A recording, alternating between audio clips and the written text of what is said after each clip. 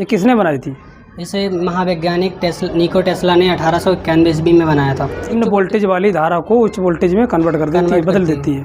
चला के दिखाओ कैसे चलती है।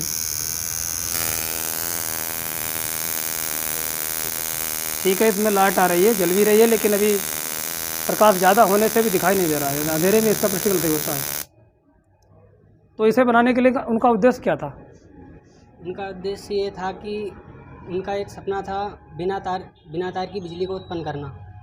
बिना तार की बिजली को उत्पन्न करना मतलब वायरलेस करंट को हर जगह भेजना। हाँ भेजना। ठीक है। आई एम नीतू और आई स्टडी 9th स्टैंडर्ड। हमने ये जल चक्र के बारे में जल चक्र बनाया है, जल चक्र का मॉडल प्रदर्शित किया है। तो इसमें जल चक्र क्या होता है? जल चक्र वर्षा का पानी जो तरल अवस्था में ही रहता है और महासागर, नदियों और तालाबों में भी तरल अवस्था में रहता है और फिर बाद में बहुत बड़े बड़े महासागरों में मिलकर बाष्पीकृत होकर के, जैसे ये वर्षा हुई। हाँ। बाद में जो वर्षा का पानी फिर सागरों में जा कर के फिर बाष्प बन कर के ये चक्र चलता रहता है, तो इसे जल चक्र कहते हैं। हाँ। अच्छा, तो इसमें जल चक्र में कितने चरण प्रयुक्त होते हैं? कौन कौन से होते हैं? 4 चरण। बाष्पीकरण, संघनन, संग्रहण या भाप। वर्षण होता है, बाष्पीकरण होता है, संघनन और संग्रहण।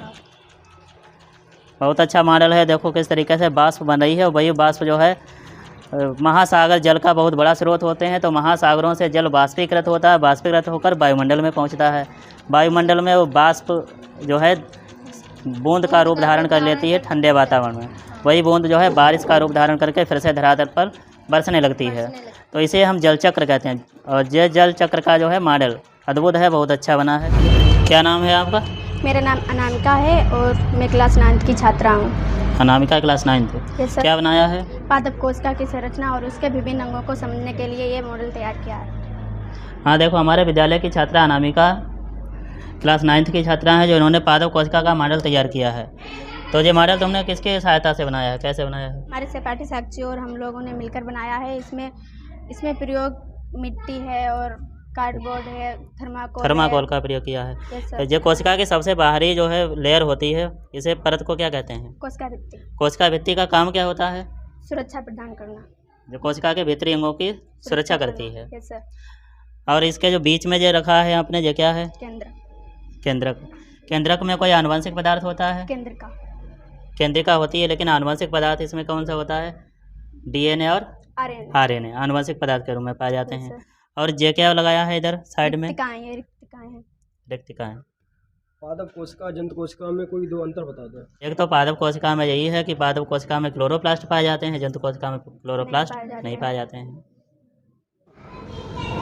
हम पर्यावरण प्रदूषण बनाया है आपने, कौन से क्लास के हैं? इंट्रोडक्शन दे अपना। माय नेम इज वैनली Verma, I study class 9th है।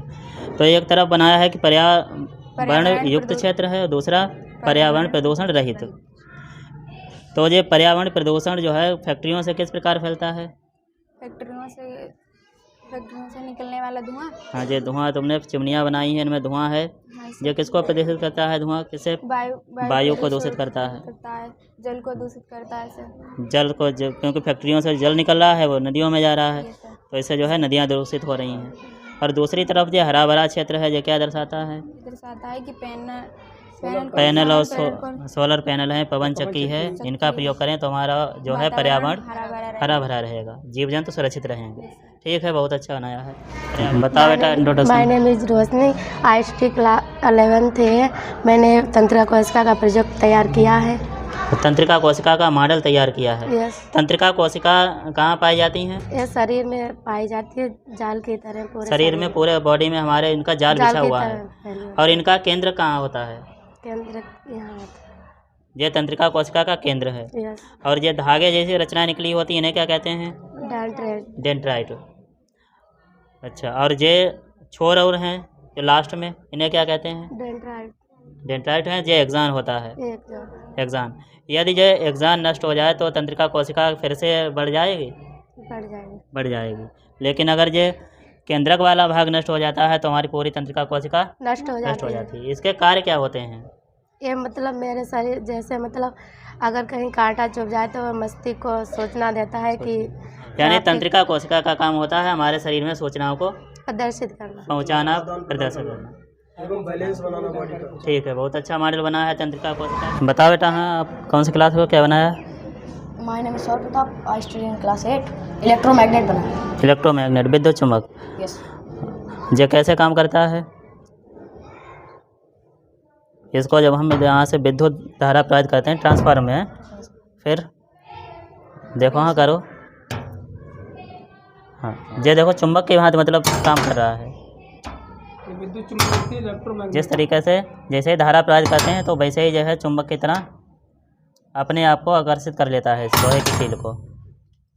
उद्योग ठीक धंधों है। में, फैक्ट्री में इसका काम होता है।